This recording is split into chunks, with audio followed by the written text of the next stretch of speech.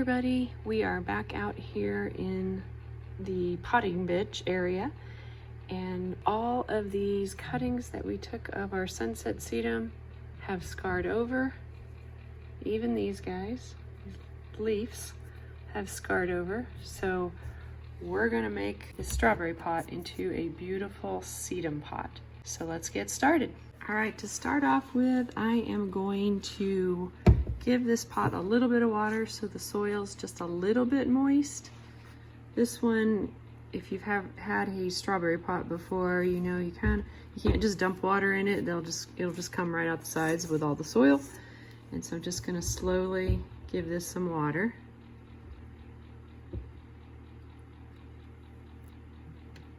And let it soak in. And I only have to do it at the top really because it soaks down into each of the lower areas where there are some openings. Like I said, if you pour this in real fast, you'll find out how far it goes, because it goes right to those openings and the soil comes all out if you do this too fast. But I just want this a little bit moist, not soaking wet, but I want it a little bit moist so that it will hold these rosettes in place as I stick them into the soil. They won't just fall over. And I can actually see the water coming out of the other side. See it down there? Right there. So it's coming out the bottom part of this. That's okay, I'm still just letting it soak in. Letting it come out slowly.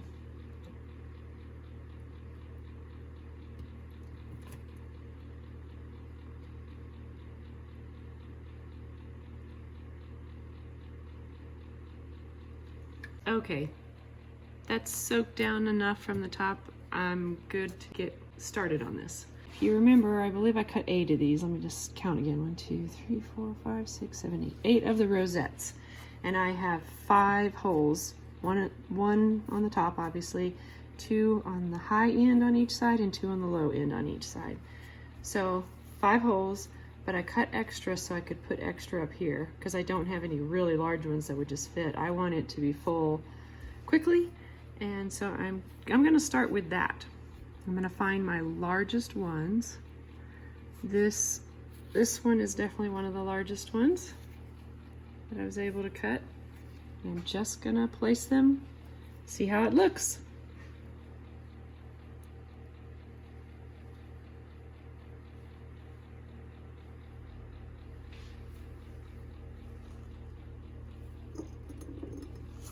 And I'm gonna go with this one.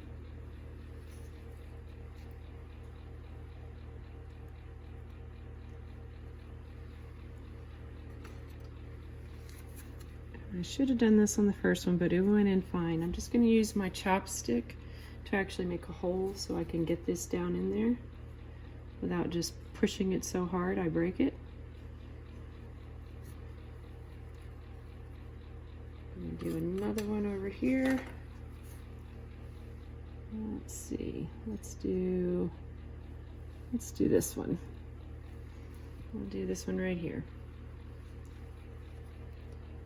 That one in.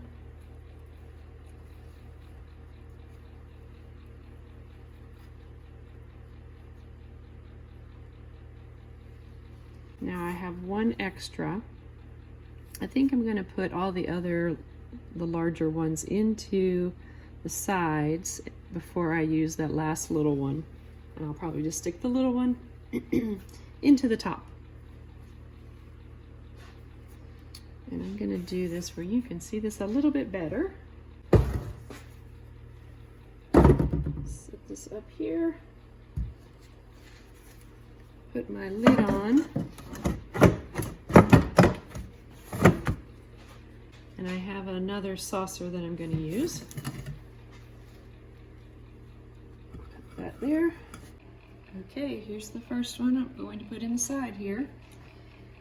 And I'm going to use my chopstick again to make a hole, so I'm not jamming it in, I'm easing it in there.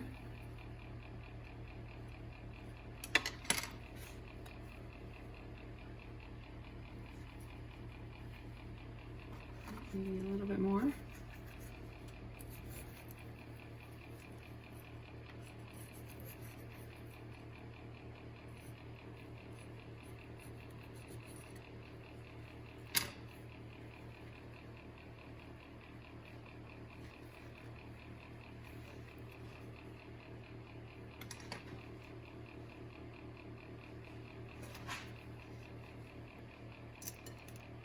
It would be good if I had little pins because these may fall out, but just gonna try to get this where I can get it down in there low enough it's not going to fall out.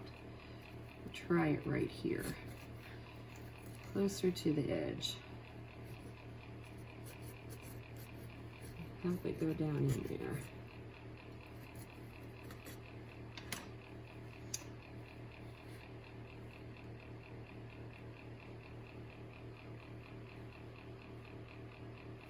Okay, I know I used to have some landscape staples. I'm gonna look for those, but in the meantime, I'm just gonna go ahead and place these as best I can, and then I will see if I can find those landscape staples, and then I'll pin them in. That way they don't fall out. They can root just fine. They won't come loose. Now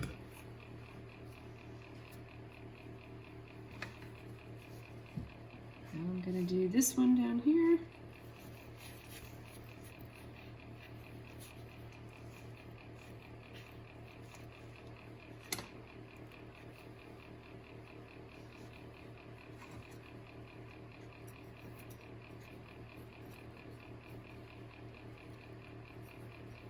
Yeah, that one. When they have shorter stems, they're going to have a harder time staying in the side, so I am going to have to use some sort of pins. If I can't find the landscape staples, if I don't have any extras, I'll have to come up with something else. I don't think this one's going to stay. But let's see. Yeah, it's just going to kind of sit there. Doesn't mean that's not going to root, but there's a bigger chance of it falling out if something touches it, taps the pot, it might fall out, and I don't want that to happen. And I'd like them to be actually very snug in there because I want it to fill that whole thing, and eventually it will fill the hole. But let me just keep going. Just be really gentle here. What I might do on this one, see it's got a short stem too, is take off some more of these lower leaves, just so I have a little bit longer of a stem to stick into the hole.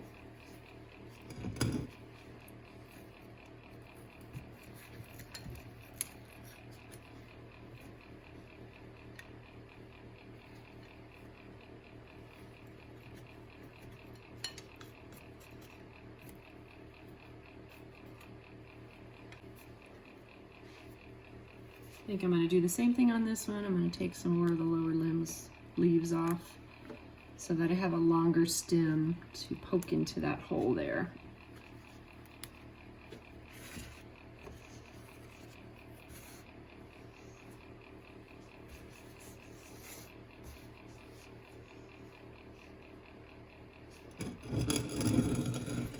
Last one is right here. This in here.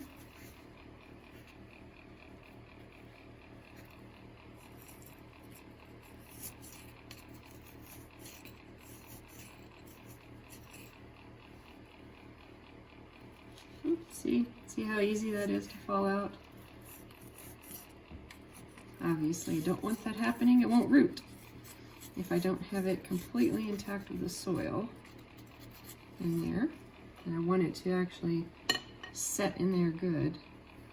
Okay, now I will be back. I'm gonna go look for some landscape staples or something I can pin it with, and I'll be back and show you how I do that.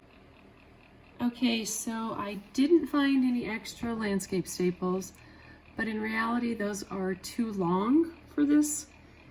I could have used them probably, but I realized I had a couple of these hairpins. Probably hard to see, and they're perfect, but I have two, so I'll have to use these wisely, and whichever ones are the most fragile here. But these are actually perfect. I will also tell you, if I had a clothes hanger, a wire clothes hanger like you get from the dry cleaners, sometimes we use those and make pins for like landscape pins out of them. I would have used those, but I don't have any of those. I've cleaned things out recently and have none of those. So I'm gonna use these two, and we'll hope that the rest stay intact. we may try something else. Which ones are... I think I'm gonna do it on the bottom ones here. They seem to be the most fragile. So I'm just going to wrap it around the stem. Don't poke the stem. Just stick it in here around the stem, and all you're trying to do is to keep that stem in place so it's intact with the soil, and it will then start to root. Once it roots, we take the pins out, we're fine.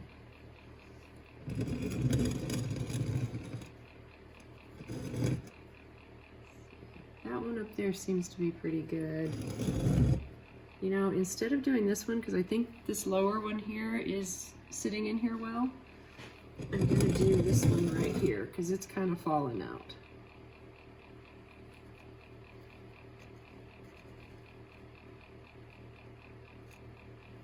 Okay, let me just clean up my little mess. Oh, one other thing I am going to do. With all these, you know, I have a lot of these little leaves.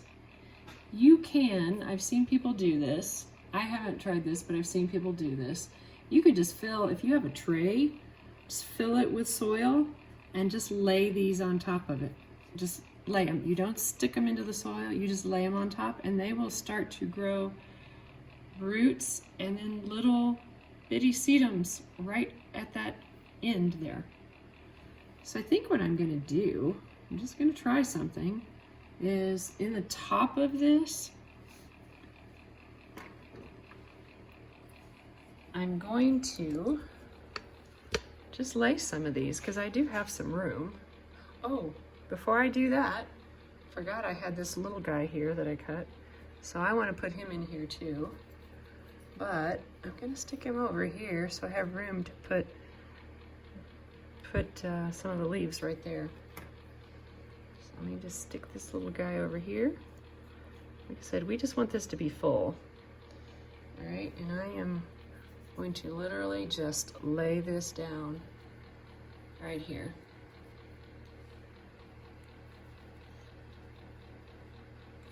And what I might do is lay one in each one of those. Try to tuck it back in. Each one of these side holes. If it works, great. If it doesn't, that's okay. Tuck that in there.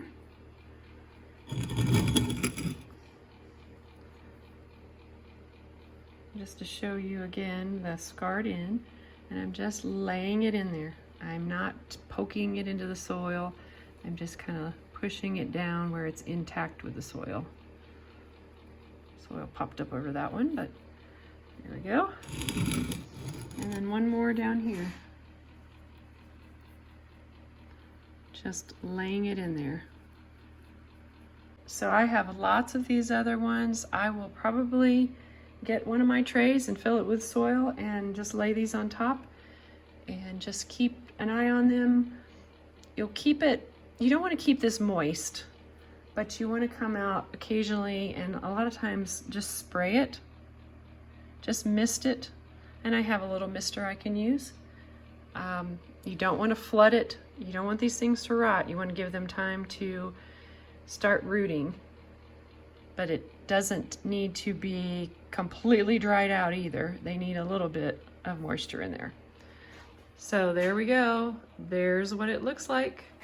I'll show you as it progresses. I'll show you when I feel like it's rooted. We can kind of do a little bit of a tug test and see.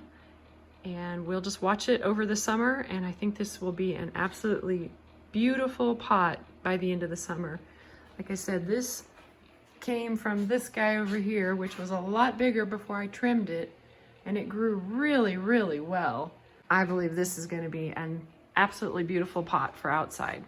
But just like that other one, I'm going to keep this one in the garage for now. I can keep an eye on it, and we are still getting into the 30s at night. So we had those 70-degree temperatures, but we are getting down into the 30s at night. So I don't want to put this outside. I want to give it the best chance it can have. And so I will stick it under the lights, not on a heating mat, but under the lights, just so it gets that sunlight that it needs. And there's its home for at least another month until we get warm enough that I can set them outside. Just while we're here, you can see the progress of some of my seeds. These are the tomatoes. This is the basil, and this is the dill. So that whole tray is doing extremely well. There are my African daisies still growing. I hope you enjoyed watching me transform this guy into another pot and with just clippings. And I hope you stick around, subscribe if you haven't, so that you can follow along and watch this pot turn into a beautiful plant. Thanks for watching. Have a great day.